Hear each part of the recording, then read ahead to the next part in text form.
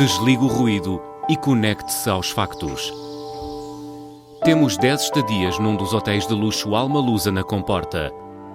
2 adultos, 2 noites. Assine hoje o Observador com até 58% de desconto e habilite-se a ganhar. Tudo em observador.pt. Notícias?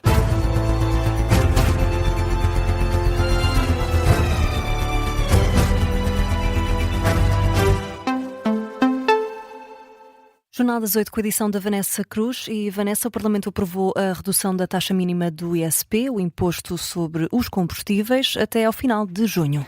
O Governo levou à Assembleia da República uma proposta para reduzir esse limite mínimo do ISP, para tentar controlar o aumento do preço dos combustíveis. A proposta foi aprovada por unanimidade. Como é uma redução fiscal, é preciso ter a aprovação do Parlamento. Aconteceu na última hora. A proposta é válida até ao final de junho deste ano. Como dizias, com a aprovação do diploma, o Governo pode assim reduzir a taxa mínima do ISP. É uma forma de reduzir o imposto para tentar equilibrar depois o preço final a pagar pelos consumidores quando vão abastecer o carro. E o Primeiro-Ministro subscreveu hoje uma declaração conjunta de vários países da União Europeia e também o Canadá a pedir o fim rápido da guerra no Irão. Luís Montenegro saúda o início de uma nova fase diplomática, espera que a paz chegue em breve e com ela a estabilidade. Para além de Portugal, subscrevem esta declaração outros países europeus, França, Alemanha, Reino Unido, Espanha, Itália, Dinamarca e os Países Baixos e também os presidentes do Conselho Europeu e da Comissão Europeia. E a Casa Branca anunciou negociações com o Irão no próximo sábado de manhã em Islamabad, no Paquistão, mas o outro lado do conflito receia expectativas. O presidente do Parlamento iraniano sugere que negociações agora seriam insensatas. Filipe, o Irão acusa os Estados Unidos de violar 3 pontos do cessar-fogo de 2 semanas, acordado ontem à noite. Num documento publicado na rede social X, Mohamed Ghalibaf garante que o cessar-fogo deveria incluir o Líbano, algo que Donald Trump contesta. O segundo ponto, que terá sido violado por parte dos Estados Unidos e de Israel, refere-se a um drone que entrou no espaço aéreo iraniano, que foi destruído na cidade de Lar. Para o Irão é uma violação clara. O presidente do Parlamento iraniano deixa ainda bem claro que no acordo não havia qualquer cláusula que proibisse o enriquecimento de urânio pelo país. E antes desta denúncia por parte do Irão, a porta-voz da Casa Branca tinha feito acusações ao país. Caroline Leavitt acusa os iranianos de darem informações falsas sobre o plano que levou ao acordo de cessar-fogo.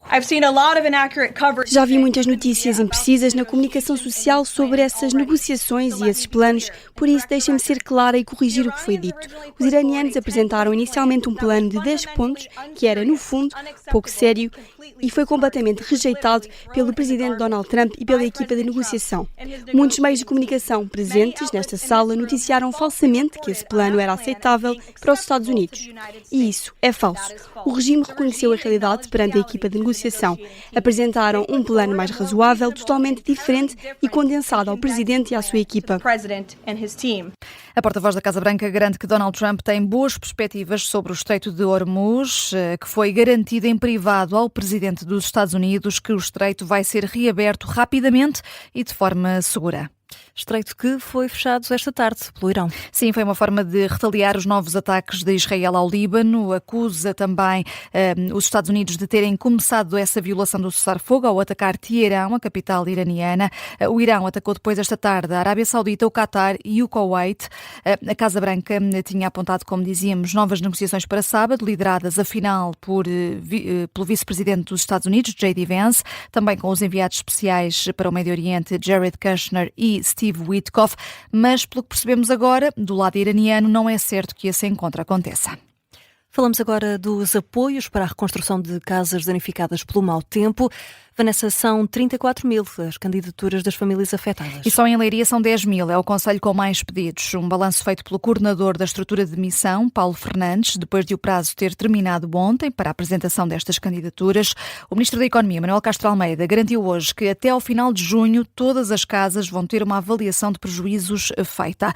Ora, Paulo Fernandes, que lidera a estrutura de missão, diz que à velocidade a que as candidaturas estão a ser despachadas, 3 mil por semana é um prazo execuível. Foram cerca de 33.900 e qualquer coisa. Pode haver condições para, se continuarmos nesse ritmo, se este ritmo de velocidade dita de cruzeiro continuar, de facto estarmos a 30 de junho com as candidaturas resolvidas ou aquelas que merecem o pagamento estarem pagas, mesmo que possa haver ainda uma ou outra situação relativamente a indeferimentos que ainda possa estar a ser discutida com os carentes.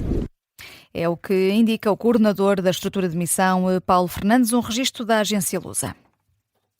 E Vanessa, voltamos ao Parlamento. Chega, PS e Livre chumbaram a ida da Presidente do Conselho de Finanças Públicas e de Mário Centeno ao Parlamento, uma audição a pedido do PSD para explicar as diferenças entre as previsões e o excedente orçamental em 2025.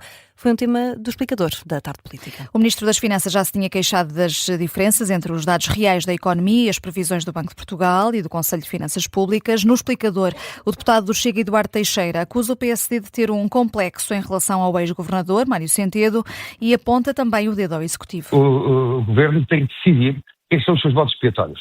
E os votos expiatórios que o Governo está a apontar os votos expiatórios, se calhar, do passado, dos ex-governadores. Ele tem atualmente, e em funções há mais de 6 meses, um governador. Acusações refutadas pelo deputado do PSD, Alberto Fonseca. Nós não temos nenhuma obsessão com o Mário Centeno. Portanto, o que eu me recordo é que é a primeira vez que estamos a chamá-lo aqui ao Parlamento. Houve uma por parte do CDE, portanto eu não posso responder. Houve outros pedidos relacionados com o Chega, também poderá ser ele responder.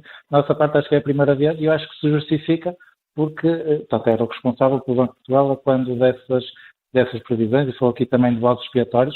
Os votos expiatórios são quando as coisas correm mal, que manifestamente não foi aqui o caso, porque o resultado foi muito melhor que aquilo que todos esperavam. Já o deputado socialista Miguel Costa Matos acusa o PSD de estar a politizar esta questão. Eu acho que estar aqui a tentar fazer um caso de uma árvore, quando a floresta é, de facto, as projeções enganam-se muitas vezes, tem um objetivo. E o objetivo do PSD é politizar a ciência social de fazer projeções macroeconómicas. E tentar sacar responsabilidade aos dirigentes, quando, na verdade, eles limitam-se a publicar aquilo que as equipas técnicas fazem. Os deputados Miguel Costa Matos, Alberto Fonseca e Eduardo Teixeira, esta tarde no Explicador. Que está também disponível em podcast. Vanessa, fechamos com a Liga Europa. O Braga empata uma bola frente ao Betis de Sevilha e deixa tudo em aberto para o jogo da próxima semana. A equipa bracarense ainda marcou primeiro o golo de belo efeito de Florian Grilic aos 5 minutos. Já no segundo tempo, Cucho Hernández restabeleceu a igualdade no marcador através de um pontapé de penalti. A segunda mão dos quartos de final joga-se já na próxima semana, dia 16 de abril. Vai ser no Estádio Olímpico de Sevilha. Notícia de fecho do Jornal das 8.